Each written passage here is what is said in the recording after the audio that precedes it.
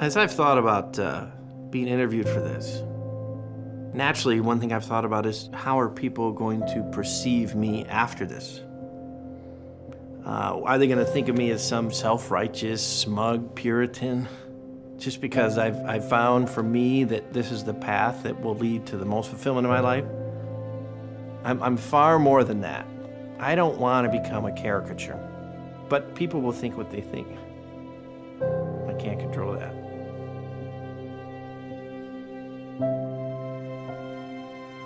It's kind of a human thing to do, to just look at other people and assume things about them. For me, this is my journey. Nobody else is going to have the identical experience. And so you can choose to believe or not believe my experiences are true and valid. That's okay. I'd just ask you to keep an open mind. Consider that it might be possible that this is a genuine, authentic experience, and that it's possible for more than just me. There are a lot of reasons why I shouldn't be doing this. Matter of fact, any rational thought of the person that I've been my whole life would have said, you're not going to do this. What are you going to get out of it? On the other hand, I feel almost an obligation to be speaking to people. I feel that I have been given hope, and I want to do that for other people, to give others the same hope.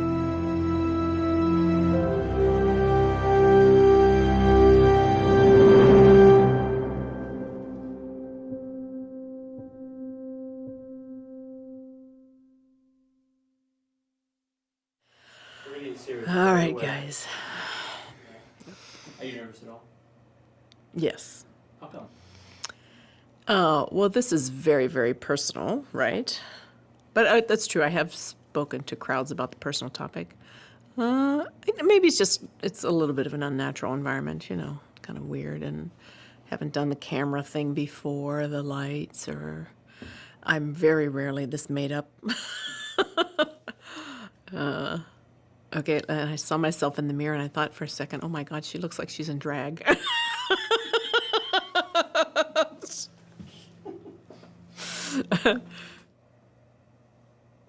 So I decided as an experiment to go to a strip club. I can't recommend that to people. I ended up talking about vegetables and gardening with a woman that wanted to get a lap dance. She said, oh, you like to garden too? Man. And I said, yeah, I don't like canning. Well, freeze the vegetables. And so she gave me a pointer. She said, with the Ziploc bag, you just put it in there and you put a straw in and you suck out all the air, and it's like a cheap little vacuum thing. So I still use that today. So I learned that from a stripper on the way to Chicago. But what I realized, she was not in any way an object of sexual desire for me. I basically got into the scene when I was 15 years old in Florida and ended up going to a gay beach. And what town was that? Miami Beach, 21st Street. And there's so much to tell, but we're not going to go there. But you were starting to say, I went to New York and... Like, I just wondered how long it took for you to... When you got to New York, you immediately got right into the scene then? Oh, yes. Before I moved to New York. Okay, when I was hitchhiking to New York, you know. Right, so you already knew about that. I discovered hitchhiking was a way to meet men and to get where you were going. Our first speaker, I know a little bit of his story. It has to do with pirates and nuns and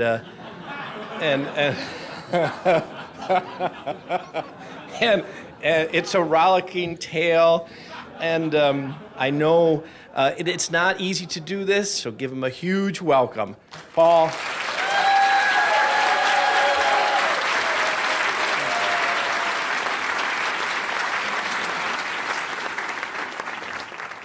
Yes, it was really sex, drugs, and disco. Did I say rock and roll? I did say disco? Okay. Just want to make sure I got that. Although I'm starting to appreciate rock now a little bit more. So, New York, what was New York like in your studies? It was sort of like finding Oz, maybe. I don't think there was ever any place like it before. I was looking for that knight in shining armor, and I could start a whole new life, a gay life. The sexual revolution from the 60s was in full swing in the 70s, and Studio 54, especially if you were young, somewhat attractive, you could go there and it would be total heaven. The lights, the way people dress, the music, the movie stars, it just seemed like they want to rub elbows with us because we're so unusual and so entertaining.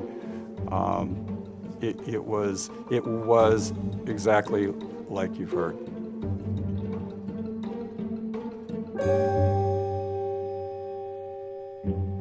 I hope everybody's having a good conference. Yeah, very good. Good, good, good. So I grew up in Pittsburgh. I came from a half-Catholic family. And what I mean by that is that my mother and all of her side of the family were Catholic, but my father was not. I was pretty religious as a child.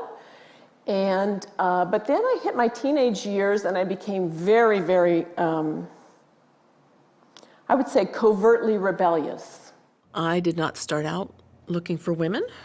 I really wanted, at least I started out when I was in my teenagerhood, wanted to be loved by a man. But by the time I was out of college and actually got a job, I was very frustrated and couldn't understand why I wasn't being asked out. And you really have to remember I was a lot younger and cuter, and I should have been being asked out, you know? So I wasn't, you know, I couldn't understand it. I didn't know what was wrong.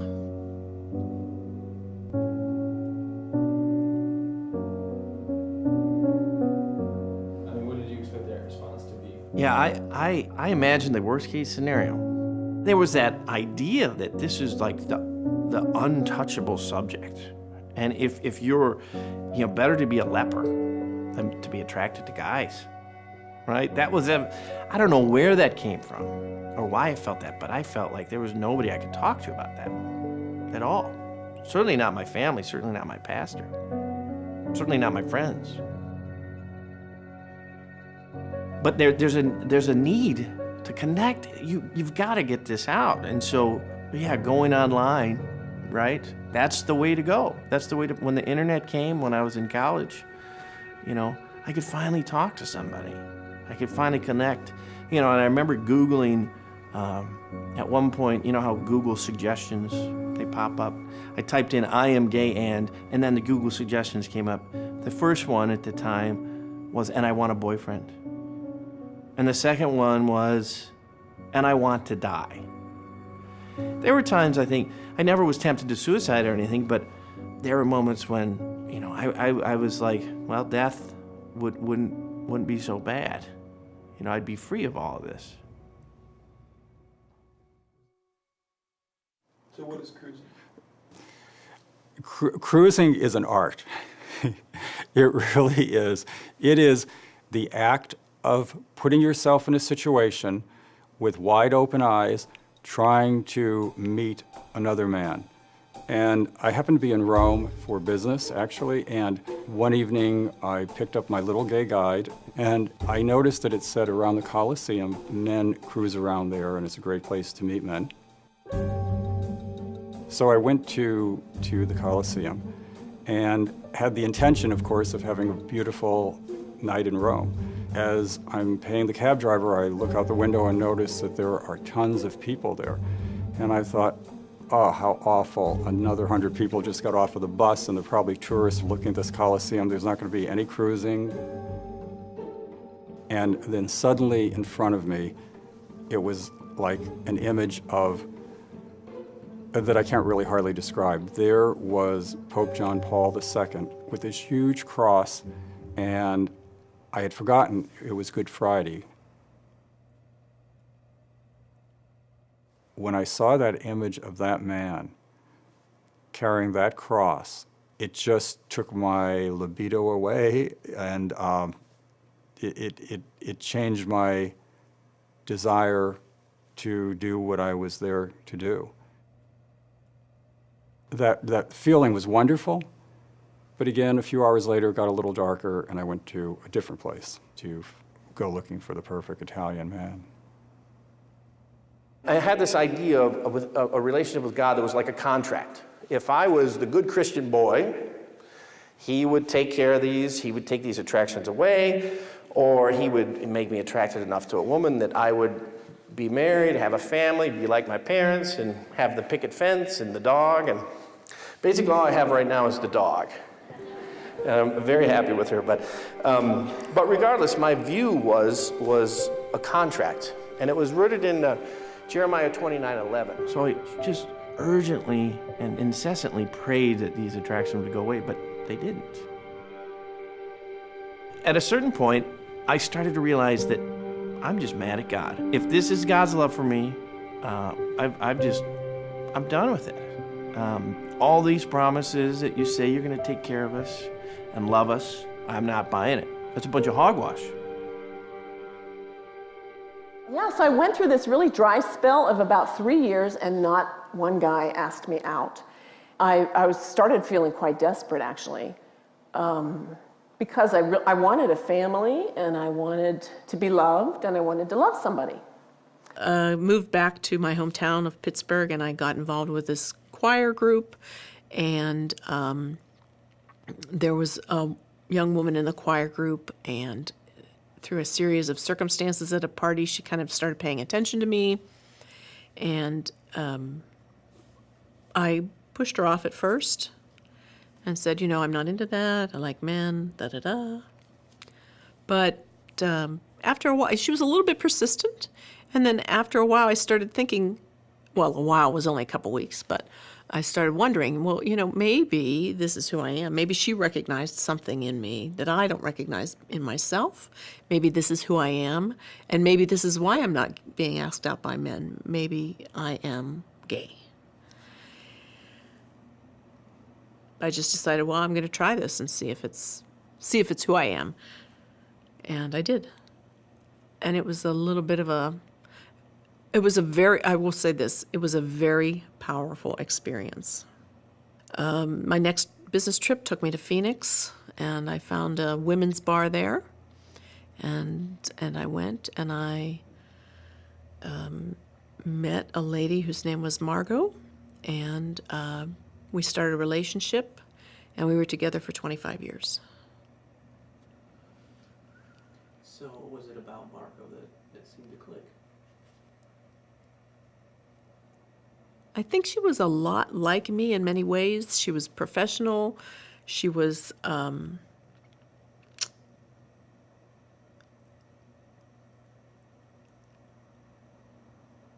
she wanted me, honestly. And I needed to be wanted. I don't know when it happened, but there was a conscious decision where I basically said, screw you, to God, you know? I said, I am done with you. My rational mind couldn't justify gay theology. My rational mind and my faith and the world around me couldn't cause me to say God doesn't exist.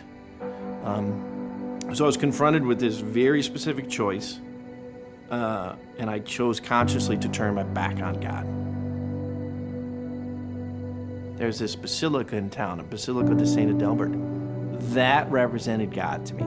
How he didn't really love me. How he just was this brutal little puppet master and who said, you're going to live this life, and I don't care about your happiness at all. Because that's the way I felt. And you know what? You've got to obey me just because I say so. And so every time I drove by, I'd see it, and I'd just become seething with anger, and I would just fly at the bird every time. You know, I don't know what people would think if they were driving by me, but I'd lean over and do that every single time for a couple of years. There's no way that he loved me. There was no way that his plans were to prosper me and harm me. I thought, you're a liar. I wanted him dead.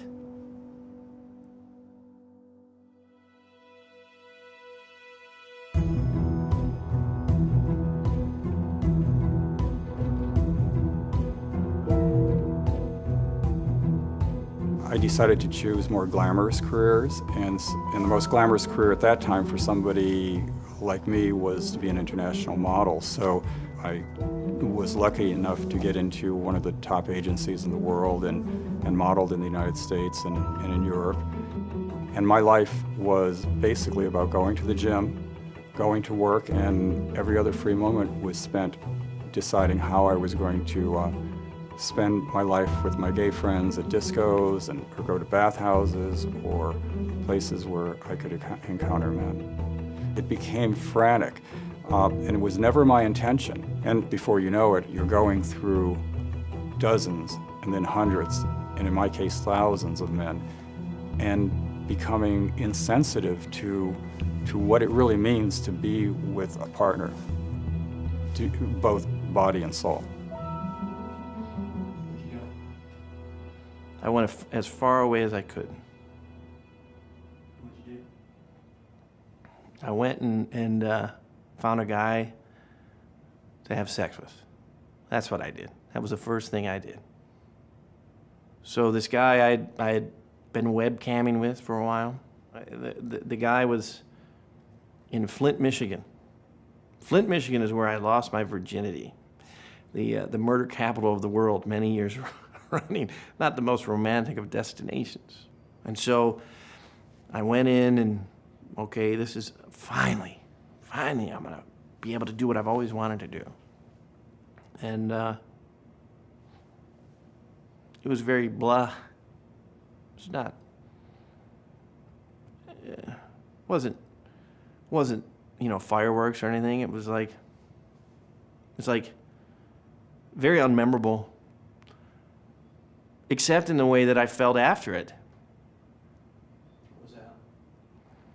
Yeah, I just felt just tremendous guilt and shame. I was driving back from Flint to Grand Rapids, just thinking, what did I do?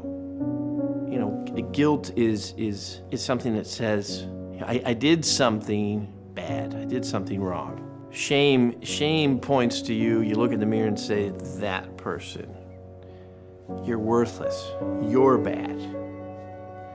So we were together for 25 years.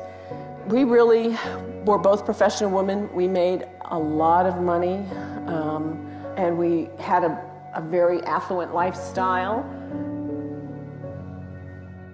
What was some of the stuff you guys were able to purchase? We bought lots of clothes, really nice clothes, and shoes. And vacations, we took vacations. We went to Hawaii many times. Margot loved Rome and Paris and Venice. Yeah. Probably in the 25 years, we had at least 12 different, or maybe more than that, probably 15. We lived in 15 different places. You know, Margot claimed she had this philosophy that if a house got dirty enough that it needed a deep cleaning, it was time to move.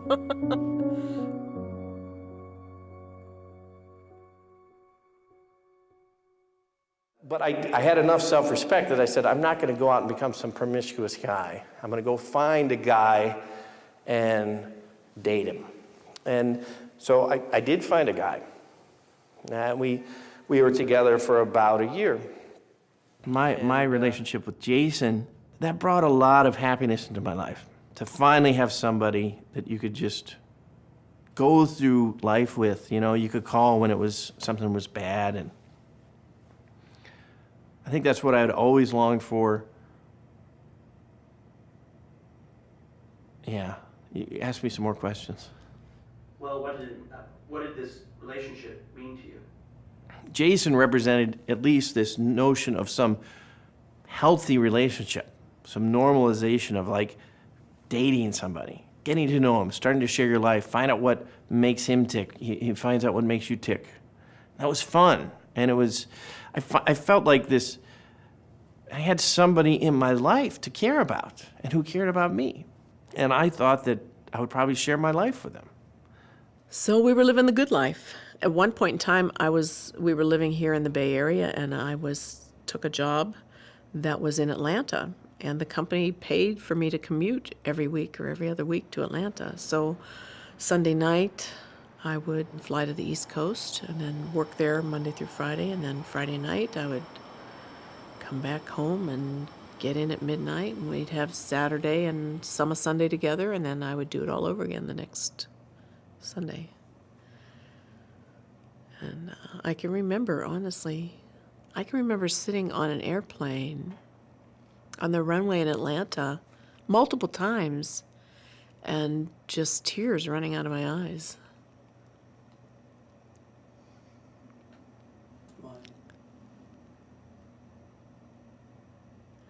Well, life in Atlanta was fairly empty for me, and you would have thought that I would be delighted to be going back to my home with Margot, but it wasn't the feeling that I had. I just felt desolate.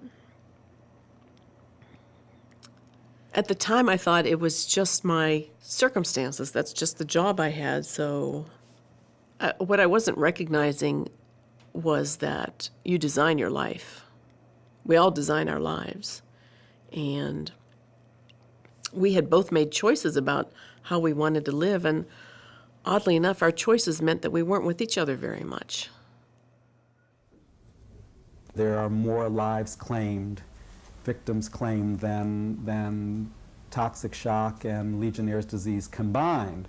And yet most of the country doesn't know about this cancer. Why? Well, I think it's because it's a gay cancer. My lover at the time, we were living together, was one of the first 900 people in the United States to be diagnosed with AIDS. It was very amazing to me because he had only been out about a year and a half. We were all frightened to death. We thought we would be the next people in those hospital isolation wards. And most of my friends, 90% of the people I knew, not even just my friends, but most of the people I knew in New York City in that era, 90+% of them got AIDS and died.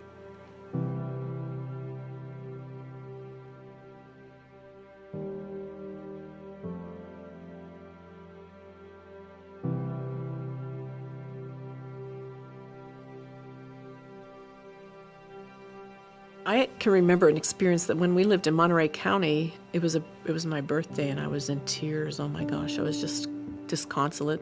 And I couldn't have told you what I was crying about. But it was probably the realization that I had moved beyond my fertile years and there were no children in my future, and this was it. So I was out there and I said to the universe, I said, I know that I don't belong here, but I don't have the strength to leave the material goodies. I don't have the strength to walk away from the material security. Money had become a very important thing to me. And so basically I was saying to God that the material things were keeping me in this relationship. And then he went about destroying our financial situation. Because God heard that, and within the next few years really wiped out everything that we owned. I have no 401k, I'm up to my ears in debt. Nevertheless, bad investments and all kinds of things took place. It put a huge pressure on my relationship with my partner, and so things were getting worse and worse and more uncomfortable, and there were job losses, and there were bad investments and all kinds of things, and there was a growing tension between us. So how did things end up with him? That's an interesting story. It was about the time when I was really wrestling with how am I going to tell my family. We've been together for a year, and it was a good relationship overall, you know. And then suddenly I met this woman at work, and I found myself surprised that I was attracted to her. And so to find a woman who was attracted to me and interested in me and who I found attractive, that really rocked my certainty. It rocked this little world I was building.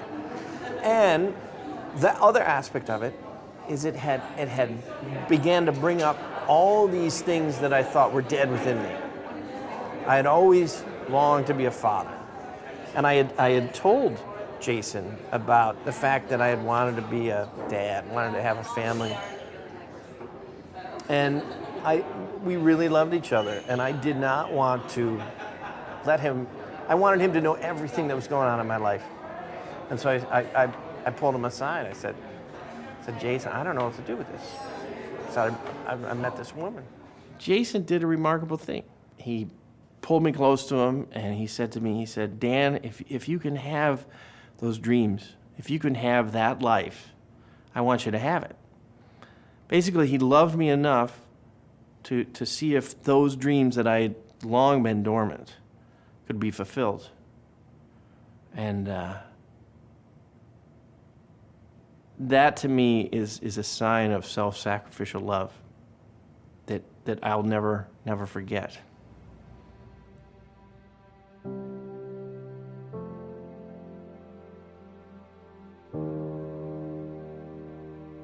In a way, I felt San Francisco would be a new beginning for me. It was just a little picturesque town, basically, compared to New York City. I wanted to be somewhere else. It just seemed like death and dying was everywhere. Some friends said, well, you know, San Francisco is the same thing. And I said, yes, but I don't know any of those people. Yeah, can you tell us a little bit about the guy you met when you got to San Francisco? Yes, I met a wonderful man. His name is Jeff. Coincidentally enough, we had both lived in New York City. Coincidentally enough, we were both from Pennsylvania. And we seemed to have the same feelings about life. We had the same likes and dislikes. So he was just the perfect match. We met in San Francisco, and he owned a home there at the time, and I owned a little cabin up in the Russian River. Sonoma County is so beautiful, and in a step out of the city, that we both decided that we would move up there full time. So things with Jason were over, and you moved into this new life with Kelly. Mm-hmm. Tell me about that life and what it meant to you. Yeah, it was something that I stepped into very gingerly. I was really surprised to find myself attracted to her, right? Especially considering the time in the strip club, you know. I could talk about things other than vegetables with her. Let's put it that way. Kelly felt like a gift from God to me. And those dreams of having a family were resurrected and feeling like, okay, this is the Hallmark movie ending. We were rapidly verging on bankruptcy, really. Things got really tense. And then around 2008, there was a window of opportunity in California to get married for gay people. And I don't know if maybe Margot felt the tenuousness of our relationship or what, but she basically said to me, I think that Proposition 8, they were starting this Proposition 8 movement, which was to establish marriage as being between a man and a woman. And she said, I think this Proposition 8 thing is probably going to get passed. It looks like there's a fair amount of support for it. And if we're going to get married, now's the time to do it because the window is going to be closing.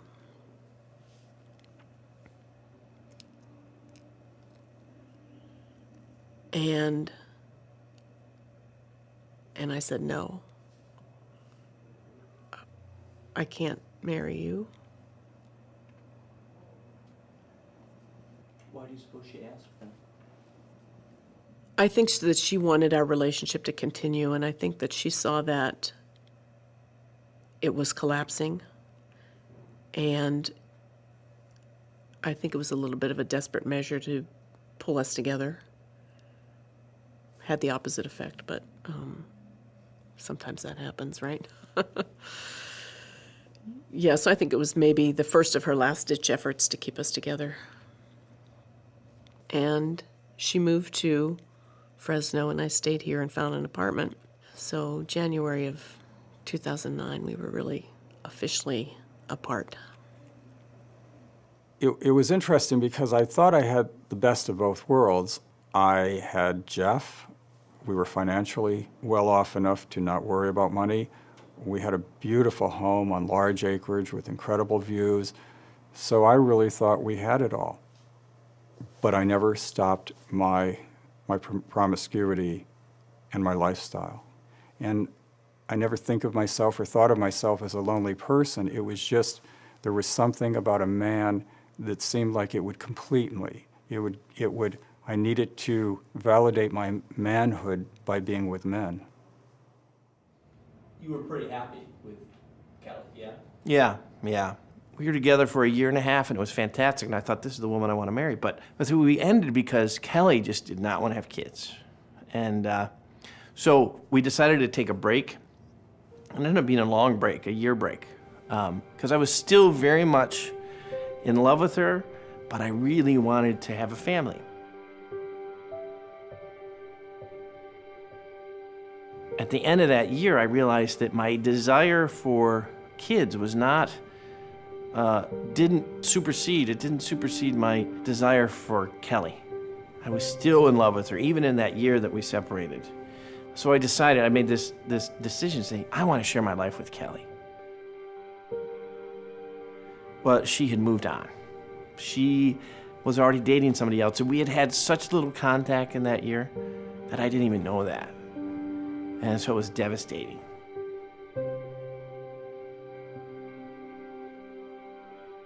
When I was with Kelly, I thought, oh man, I'm on the other side of this. I'm a ladies' man. And I realize now that's not really the case. I realized I think it was her that I was really drawn to. The uniqueness of her and all of her beautiful way that she was. But she didn't represent every woman for me, and still doesn't, you know?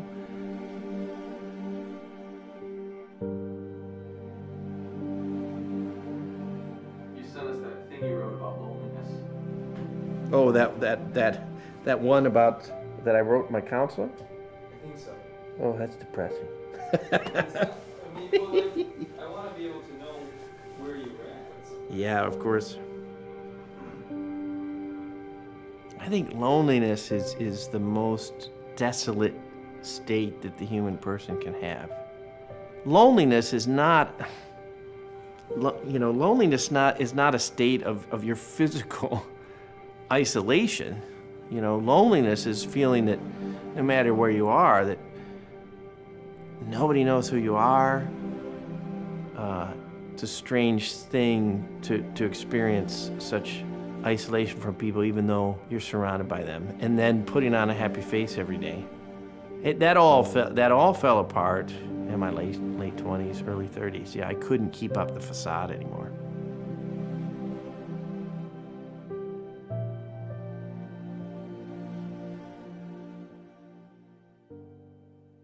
So, when you moved into that apartment, were you living alone?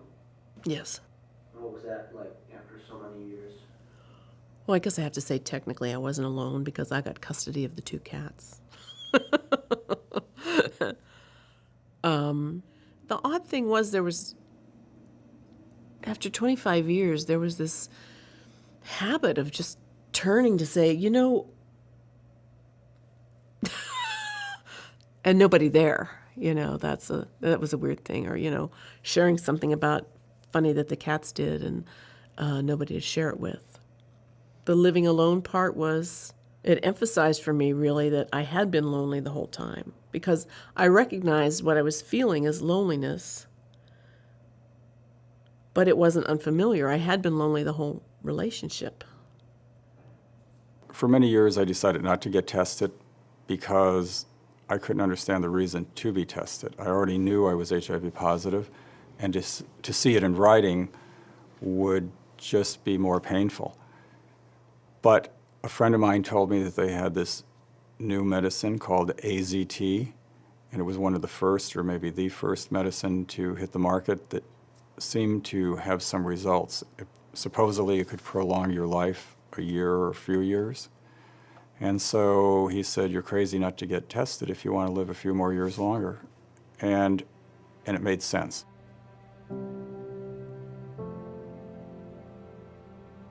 I remember so clearly as I was driving down Dolores Avenue in San Francisco on my way to the clinic, I felt doomed. And then a ray of sunshine came through my sunroof, and I felt a feeling of peace and comfort. And then I heard a voice, and it wasn't a voice with my ears or anything like that. It was more like mental telepathy. It came from the center of my being, just this understanding. But I heard it in words, and the words said, Paul, you do not have AIDS because you have too much to do to make up for the way you have been living. And in an instant, from wherever it came, I knew that those words were true.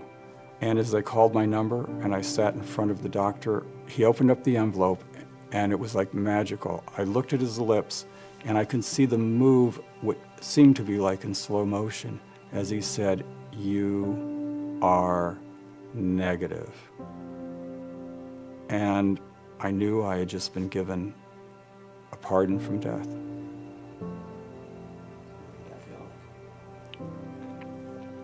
It was the most wonderful feeling in the world. And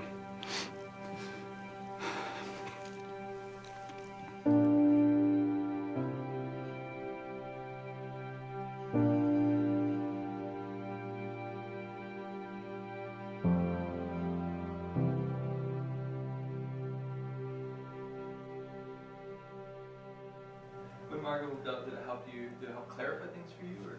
I think so. Clarifying is a good word. I think that it clarified the fact that here you are, you're 53 years old,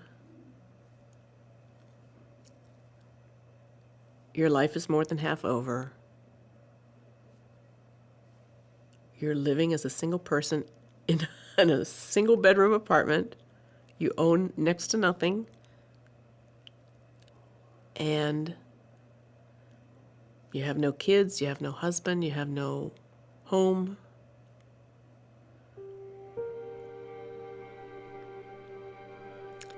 Yeah.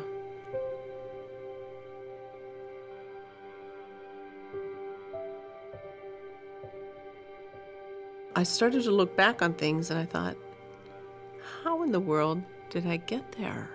What was I thinking? You know how it is within a fog? It's like there's a feeling of almost intimacy in a way in a fog. It's like things happen in slow motion kind of almost, and there's a different quality to the sound and so on. And as I moved further and further away from the relationship, that was the feeling that you had walked out of a fog or almost a dreamlike situation where I couldn't really put it together how I'd gotten there in the first place. So it was 83, 84, very early in our relationship, and we went to something back in the Georgia woods someplace that was called the Women's Fest. There were a lot of, let's see, bare-breasted women walking around and skinny dipping in the lake and the creek or whatever. And so kind of in the next campground, two women were, I don't know how to say it. They were loving on each other, put it that way, loving on each other. And they kind of turned to face us, and I was quite shocked because they were identical twins.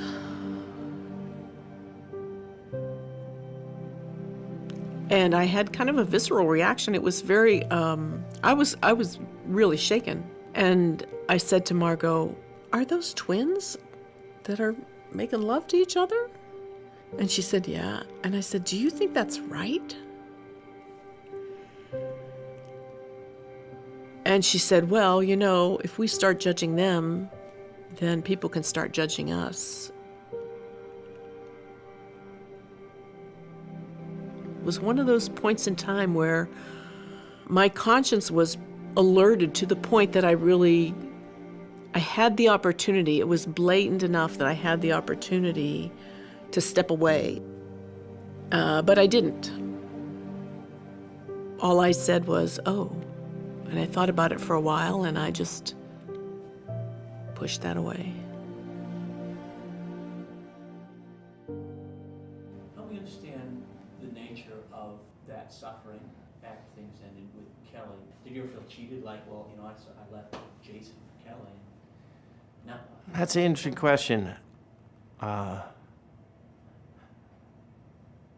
That year and a half with Kelly, God used in my life to convince me that, first of all, he loved me, right? And then the year that we had apart, I really wrestled with the loss of her. And of course, I thought back on Jason. I thought about the other guys that I had met online so many times before. And there was that temptation to go back to that, or that thought of going back to it. But I had reached a threshold where I realized, no, the path to peace is this way, not going back.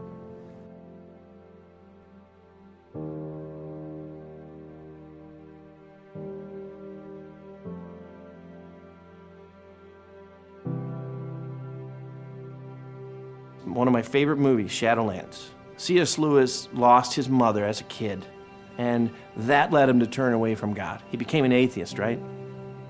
And then he lost his wife, Joy. And after she died, one of the scenes in the movie, C.S. Lewis says to a friend, I've suffered tremendous loss in my life. The boy chose safety, the man chooses suffering. And it seemed to me that that's what God was saying to me. I started flipping off God. I ran away from him. And in some ways that was safe. Porn was safe. Talking to guys online was safe. I had that option after Kelly. Things didn't work out. But I decided C.S. Lewis was going to be my inspiration. So I was going to live in it. I was going to consciously choose to figure out what the meaning was in that suffering. And I began to look at my whole life through that lens. So one afternoon, I was watching television, and after a hard night running around at the bars, and I come across this image on my television screen, and it was so strange that I said, Jeff, come on in here, and you got to see this. And so he comes in, and I'm laughing mockingly at this nun with a patch over her eye, a distorted face. I didn't know she had a stroke at the time, and a complete old-fashioned habit. It's a pirate nun! Go swab the deck. We both mocked her and laughed at her, and gosh, these crazy Christians. But as he left the room and I was about to change the channel, she said something so intelligent and so real and so honest that it really struck me. You see, God created you and I to be happy in this life and the next. He cares for you. He watches your every move. There's no one that loves you can do that. If you had a wife or a husband that watched your every move, you'd knock them out. I mean, God. You'd call him jealous. I can't move without him looking after me. Even before I connected with the counselor, I was coming to all these conclusions about my life. and what I wanted from the rest of it. But so we had our appointments, and basically, well, it took probably about 6 months to get to a pretty good level of trust, maybe. But about 6 months in, she asked me, "Do you believe in God?" And I said, yeah, I do. I believe there's a God. And in a way, I surprised myself as well. And then she said, well, you know, since you believe in God, you really have to understand that your primary relationship is with God. And if you don't have that relationship squared away, if it's not a good relationship, then how can you possibly have other relationships that are good? And that really felt like truth to me. Peter denied his Lord, and Judas betrayed him. But Peter wept bitterly. She really had a big influence, a huge influence on my life, and I learned to love her. But at the same time, I had to hide her, sort of like having one of those blow-up dolls or something that you have to hide. It was just really funny. I was ashamed that I was watching a nun. And so when I turned the television off, I would always change the channel so that when Jeff came in, or anybody else who turned that TV on, they would never see that I was watching Mother Angelica. And it reminded me, as I was doing this, of when I used to turn the channel when I was watching porn, because I didn't want Jeff or anybody else to turn that TV on and see a porn station come up. I probably should have left the thing off about the blow-up doll. Awesome. So when I went to church for the very first time, I remember going up those stairs leading to the church, and I remember thinking, when I go up these stairs, that I should really look and make sure that nobody sees me, because I felt in my heart, and I knew it was true, that I would lose friends and I would lose clients if they saw me going up into a Catholic church. Do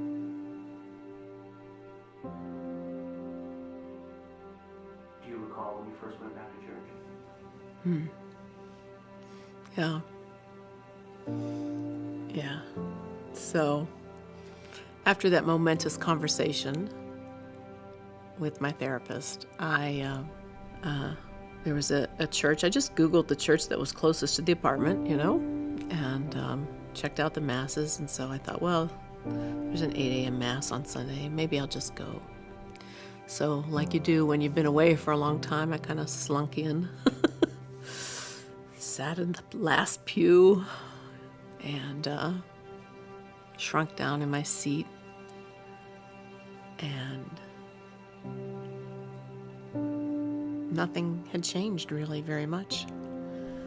And I knew the responses and the prayers.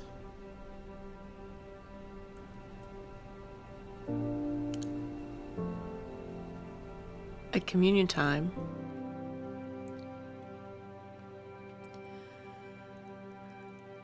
I felt the deepest urge to go and receive communion. And I knew I wasn't in a state of grace, so I didn't, but it was probably the strongest desire for anything I've ever had in my life. I looked up when confession was because I knew I had to go to confession. The next week it was July 4th, and nobody was in line, nobody was around. All the families were off on vacation, thank heavens. And I went in and I knelt down and said those really such beautiful words. Bless me, Father, for I have sinned. It has been 35 years since my last confession.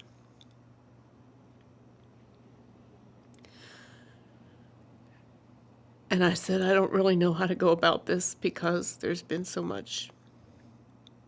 Can you help me, Father?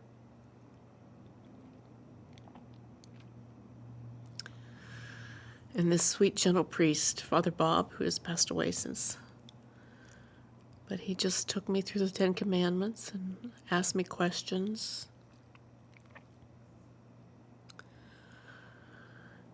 And I was just flooded with grace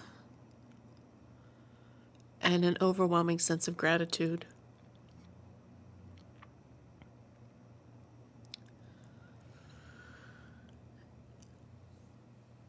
And it took about 45 minutes. But, yeah, I'll never forget it. So I went to confession one day. After having gone to church for a while, I thought, well, I'm going to go to confession.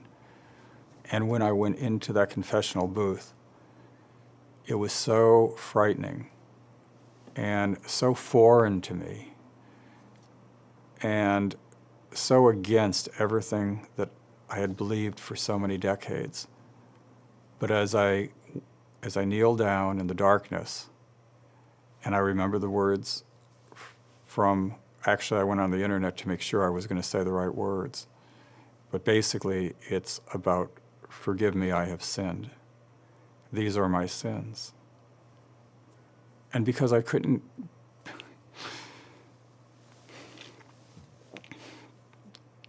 begin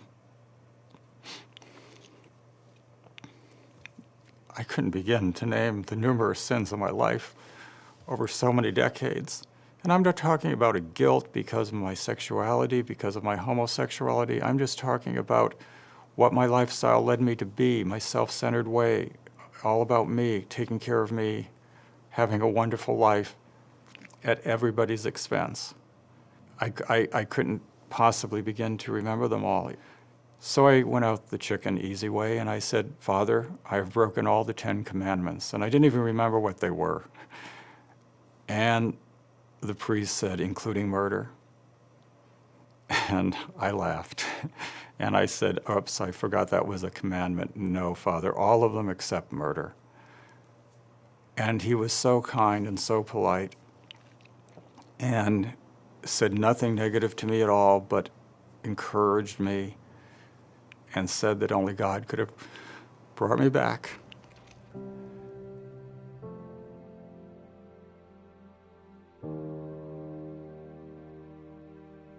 You know, I think my whole life, it was a search for trying to understand myself and trying to find consolation, you know.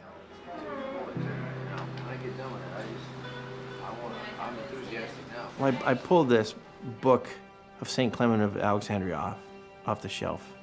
And I read a line of his that he said, the commandments of God lead us to the blessed life. I thought, yeah, that's it. That's it. And it just rang through all the fog. God built into us a deep longing for Him. Our longing points to the fact that we know we're not made for this earth. Yeah, I was driving by that basilica on my way in today. And that basilica symbols something more now, you know.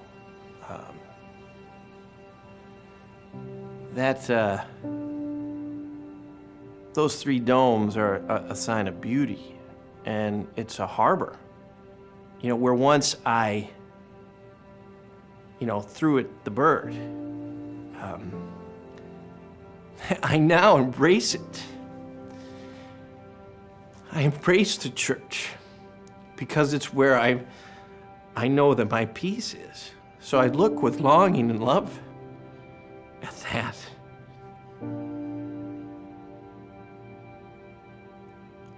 I just marvel at how good God is.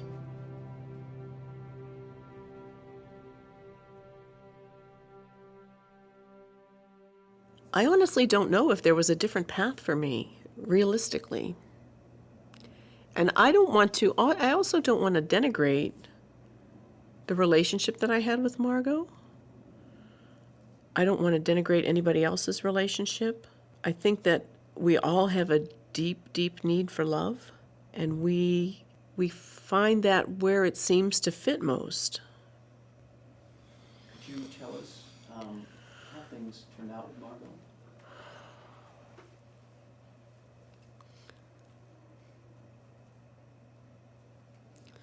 So Margot passed away last August. She had pancreatic cancer.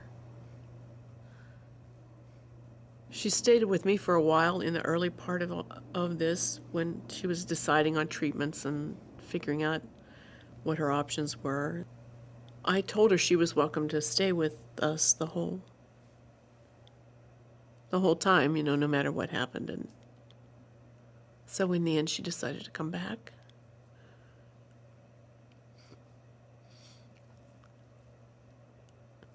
And her brothers, a couple of her brothers, were able to come from Michigan. And they were there for her last week.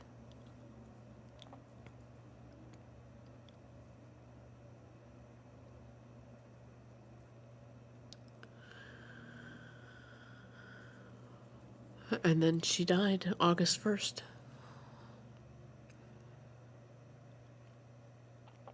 I was glad she came to be with us. We meant a lot to each other. If she was going to suffer, I wanted to help her suffer. If she wanted to die, I wanted to be there for her.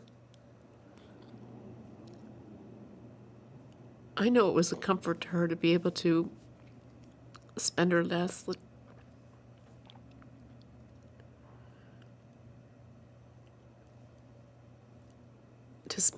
time with us. It was really full of grace. It was a peaceful time. It was a peaceful going away. And I wanted to make sure that she knew that even though I was turning away from the life, that I was not rejecting her, and that I still loved her.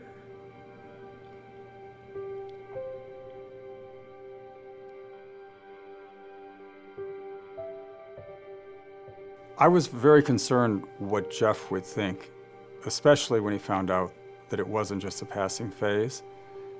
And my biggest fear was that he would give me an ultimatum, and that would have been very difficult for me. But instead he surprised me and seemed to understand. We've been together now about 24 years, and I can say, and I know he can say, that our relationship has only been better since I've become chaste and stopped my sexual activity. I'm still as much attracted to men as I ever have been. I still have moments of loneliness and longing, you know, and I think to myself, I could maybe meet just this guy, this perfect guy, and I might be tempted to turn my back on what I believe for a while, right? I don't want to ever pretend that I have that figured out or that I'm above that. I always think about chastity in terms of where I was miserable being unchaste. And unchaste living, it comes back so much to that I was perpetually looking in the mirror, and it's all about me, me, me, me, me. One of the good benefits of living a chaste life is you get outside of yourself and you start looking outward and investing in others.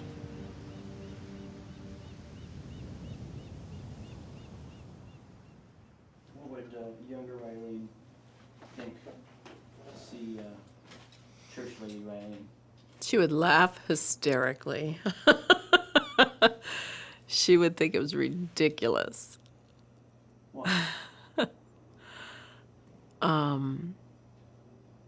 Oh, you know, all that church stuff, that's just for people who are weak and people who can't get it together. people who are poor and sick and can't manage their lives. True enough. Here I am. I was happy. I was in Toyland, in Never Never Land in New York City. Some of my most euphoric moments were when I was with beautiful and famous people in penthouses overlooking the spectacular skyline of New York City. And I've got to tell you that that happiness, that euphoria that would have lasted me a lifetime, pales, absolutely pales, to when I'm taking the body and blood of our Lord in church at Mass. Thank you.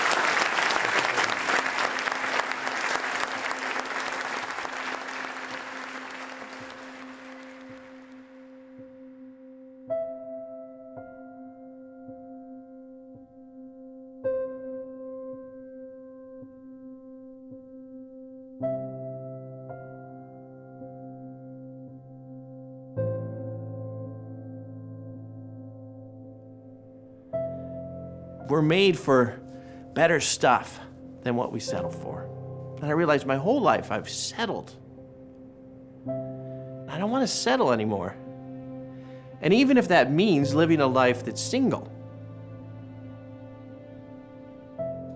I can do that.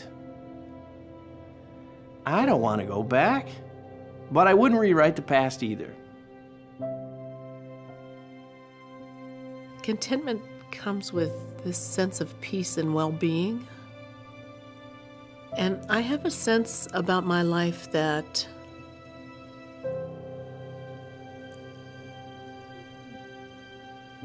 I am safe and I'm home.